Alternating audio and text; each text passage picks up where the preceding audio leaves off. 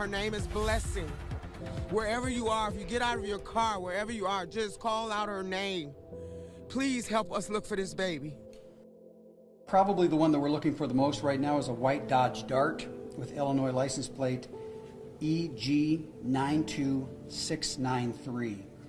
We believe that from city cameras, we were able to see the vehicle traveling with another white vehicle. We have not been able to verify if this is the other vehicle, but that's our primary focus right now. We did recover another white vehicle that was stolen in the area of Maple Ridge this morning. Again, cannot confirm which was the white vehicle that was with our other stolen vehicle. I don't have a, oh, I'm sorry, I do.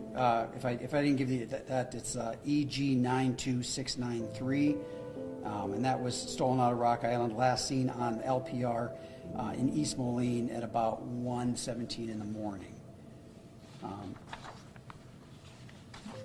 Regards to the Amber Alert, we did initiate that, and I think there's a lot of concerns about why until now did it just not go out over the phone. There are criteria as this goes through Springfield about when they can release this out over the phones. The criteria includes whether or not there is a suspect vehicle that we're looking for, or if there is a suspect that's associated with this.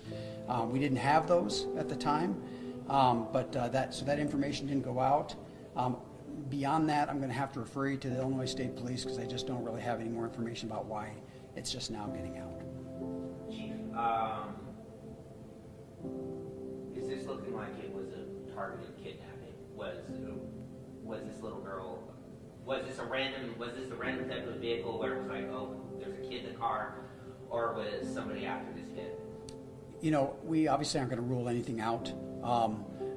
And are looking at all possibilities, but at this time, with the number of stolen vehicles that happened overnight, we believe that this was probably inadvertent, that the child happened to be in the back seat of the car at the time.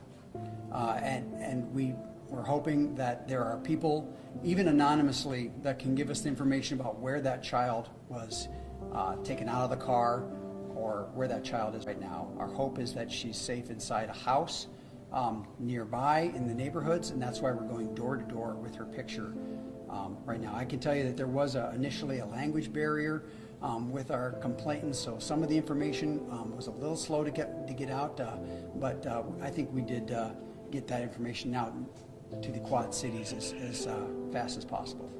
Chief, is this normal for this many stolen cars? No. I would say the number of stolen vehicles has remained pretty consistent for a while.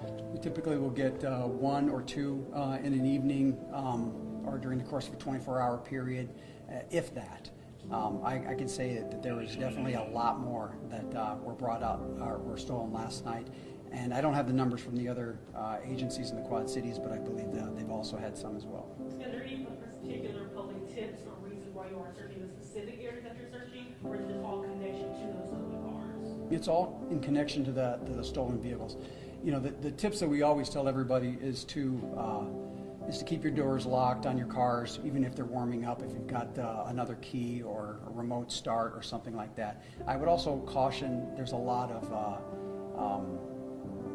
I should say, negativity that's directed towards the mother in this case. This happened in seconds, and that's what we try to tell people, that you can take one child and put them in the car and then go back to the house to get another child, and in the meantime, that car's gone. It's that fast. So I would caution everybody to not point fingers at the mother in this case. And if you also, just for reporting info, repeat all of that and timelines one more time. Sure. We received the original call for service at 6:07 a.m.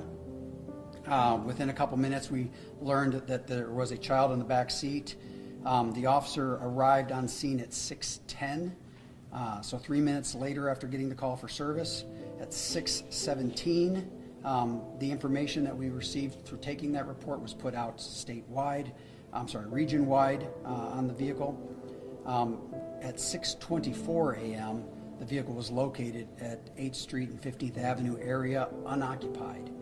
And there were no booster seats in the vehicle, which there reportedly were like about 3 in the vehicle at the time it was stolen. We immediately at about 6:32, I believe, is when state police was notified, and at 6:42, according to our notes, and I know I was at home and we were directing this information to happen at the time over the phone to get the Amber Alert out there. That happened, I believe, officially at 6:42. However, that was already in the works prior to that.